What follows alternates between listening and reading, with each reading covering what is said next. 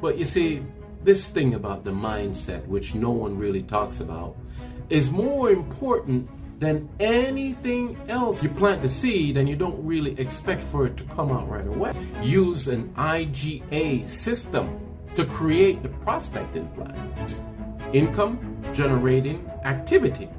It's like going to a restaurant. You could look at it and say, well, what do I feel like doing today? You're going to knock on doors. That's the best way to do it. Clients acquisitions made easy. Secrets of top agents on how to get clients in your pipeline at your doorstep, ringing your phone each and every day. How is that possible? Hi, I'm Paul R. Atkinson, your professional coach, and today we're going to talk about how to get more clients. What are some of the things that successful agents are doing on a consistent basis that's allowing them to get more and more clients and calling them versus you? What could you do to get more clients? Before we get started, remember, in the description, click on the link that's going to help you to get more clients. Not only that, but to be more successful in your business. So let's talk about it. How do you get more clients? And is it hard? Is it easy? How do you sustain it? How do you keep grinding to get more clients? The first thing I want to tell you is you should always be thinking of how to get more clients. Point blank. It's like you running for mayor or political office. You're so energized. You've started this business and you're so pumped up. You've got to keep that motivation going. And you should always be thinking of how to get new clients. You need to be creative. I want to set the tone with that. Always think of how to get more clients. Go to events, go to networking events, read, find ideas, find what's working. Hey, watch videos like this and listen to podcasts like this so you can be successful at getting more clients. That's the first thing. Set the tone. The second most important thing that you need to do to get more clients, believe it or not, is to set your mindset in such a meditative state that you can attract the business. But you see, this thing about the mindset, which no one really talks about, is more important than anything else, because your mind deals with your nervous system. If you really look into this, having a peaceful mind and having the ability to use your mind to counteract all of the objections or the nerves that you get when you have to make that phone call, knock on that door, is something phenomenal. Take a look and just do a little research. What is the autonomic nervous system? That's something that is there that automatically just comes into play if you develop it well enough through meditation. Isn't that interesting? Meditation. Yes, meditation helps you to have a strong mindset. It sure does.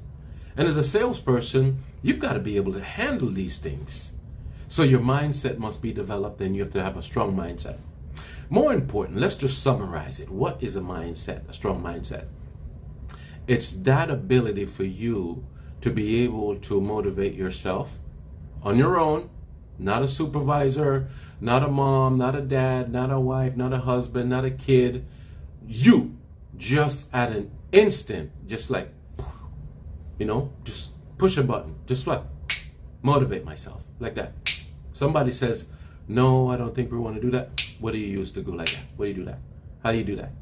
You have to have that mindset. You have to develop that mindset. And, in the description, there's help. I'm not just here talking, throwing a bunch of stuff at you. I wrote 2 books. I'm the author of the first book I wrote, 2017, The Art and Science of the Real Estate Agent, Day 1, Close the Deal. Look in the description and you'll find that. I'm also the author of The 5 Steps to the Sale, how to close 99% in your presentations. And I talk about that in both books. You have to have the right mindset. And it will bring you more clients, because having the right mindset, not only do you, law of attraction, spooky, bringing it to you, not only just that, but you see, when you interact with a client, it's like a dog. When you're afraid of a client, the dog knows he's going to bite you. When a client knows or feels the intuition or can see that you don't know what you're talking about, maybe you're afraid or you start to sweat too much or something, your palm gets wet, whatever, the confidence level in your product delivery to them and them making a decision is decreased by 75% significantly. They're like, I'm not sure. So why wouldn't you want to build your mindset, a strong mindset? Very important. The next thing we need to put in play to get more clients is you have to have a strong prospecting plan, a strong prospecting system. There's a difference between prospecting and farming. And you should know the two. Prospecting is something that you do daily. Farming is something that you do, you might do it daily, but also it's long term. It's like, a farmer. That's why they call it farming in the real estate business. You plant the seed and you don't really expect for it to come out right away. So you have to have that in your mind. But the prospecting is something that you do daily. Now, let's dig a little bit deeper. Not only are you going to have this prospecting plan, but you're going to be disciplined enough to create the prospecting plan. And I like to say, use an IGA system to create the prospecting plan. The IGA system is income generating activity. So you get a blank sheet of paper and you just write on there, my income generating activity list.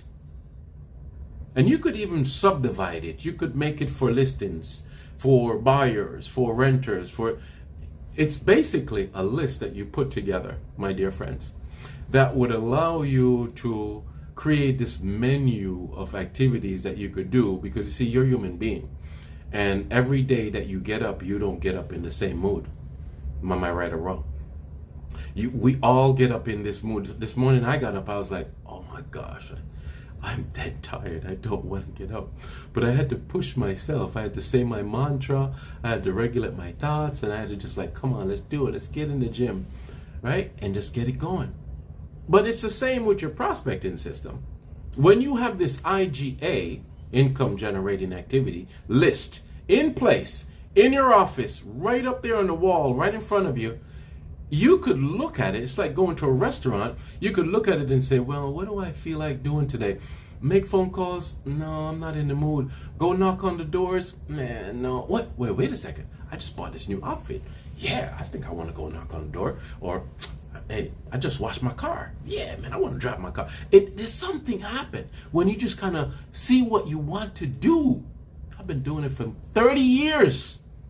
And that's why I'm able to sustain myself. And I invite you to do the same so you could get more clients. These are the secret tips, man. These are the top tips.